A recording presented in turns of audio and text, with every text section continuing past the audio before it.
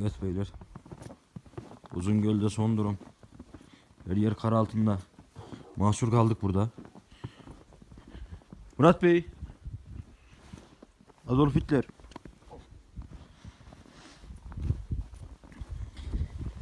Evet, kar kalınlığı şu an yani hemen hemen 30 santim buluyor. Yürümekte zorlanıyoruz. Her yer kar altında. Bu kar kış kıyamette çalışmaya gidiyoruz.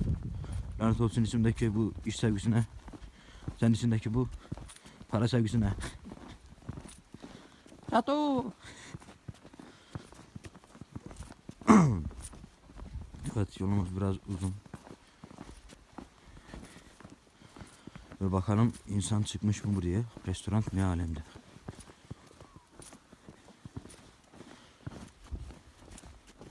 Evet beyler. Kar çok yumuşak.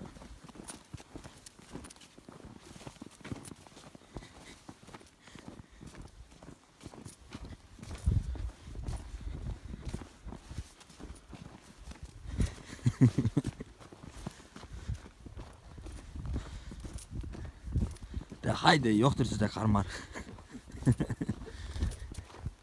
Evet, şu an araba izleri gözüküyor karın yüksekliği.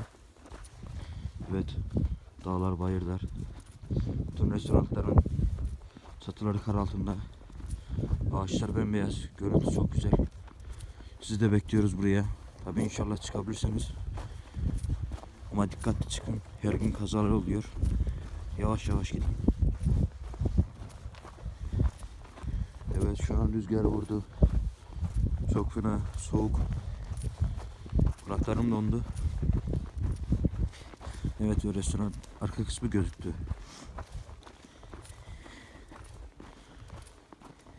Evet.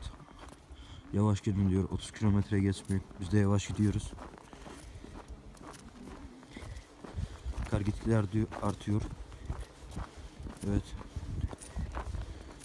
Dün başlayan bu kar yağışı bugün de devam ediyor. Akşama kadar devam etmesini öngörüyoruz.